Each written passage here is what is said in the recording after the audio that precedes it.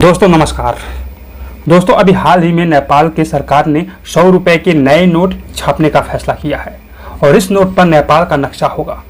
लेकिन दोस्तों इस नोट पर जिस नक्शे को छापने का फैसला किया है उसमें वह लिपुलेख, लिम्पियाधुरा और काला पानी का इलाका भी शामिल है, जबकि यह तीनों इलाका भारत के सीमा क्षेत्र में आते हैं। दोस्तों नेपाल सरकार के प्रवक्ता और सूचना एवं संचार मंत्री रेखा शर्मा मीडिया से कैबिनेट के फैसले में जानकारी देते हुए कहा है कि प्रधानमंत्री पुष्प कमल दहल प्रचंड की अध्यक्षता में मंत्रिपरिषद की बैठक में 100 रुपए के नोट में नया नक्शा छापने का निर्णय लिया गया है, जिसमें लिपुलेख, लिम्पियाधुरा और काला पानी को दिखाया गया है।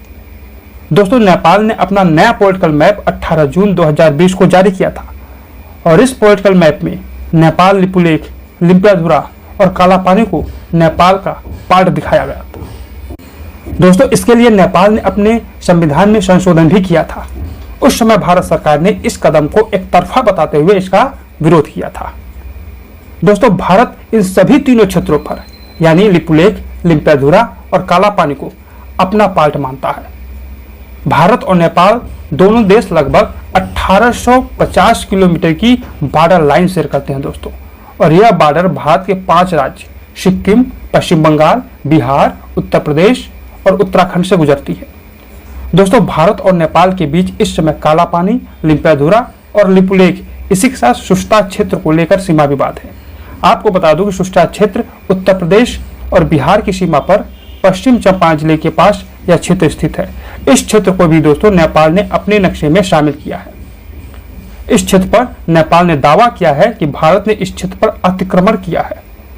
दोस्तों काला पानी ये घाटी है जो भारत, नेपाल और चीन के सीमा से सटे इलाकों में हिमालय की नदियों से मिलकर बनी है, जो उत्तराखंड के पिथौरागढ़ जिले में मौजूद है और यह कैलाश मानसरोवर मार्ग पर स्थित है। यहीं पर दोस्तों लिपुलेख दर्रा भी है। आपको बता दूं कि भारत से कैलाश मानसरोवर तक तीर्थयात्री इसी लिपुलेख दर्रे से होकर जाते हैं।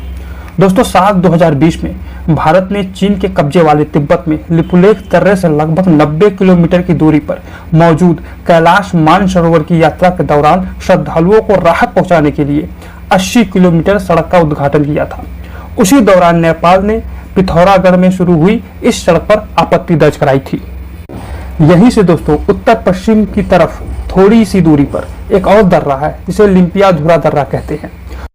दोस्तों आपको बता दूं कि ईस्ट इंडिया कंपनी और नेपाल राजा के बीच 1816 में हुए सुगौली समझौते में काली नदी के जरिए भारत और नेपाल के बीच सीमा तय की गई थी।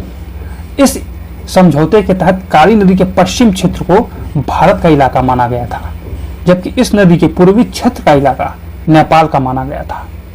दोस्तों काली नदी का ओरिजिन यानी कि यह नदी सबसे पहले कहां से निकलती है, इसे लेकर दोनों देश भारत और नेपाल के बीच विवाद है, क्योंकि भारत पूर्वी धारा को काली नदी का ओरिजिन मानता है यानी उद्गम स्थल मानता है, जबकि नेपाल काली नदी के पश्चिमी धारा को उद्गम स्थल मानता है।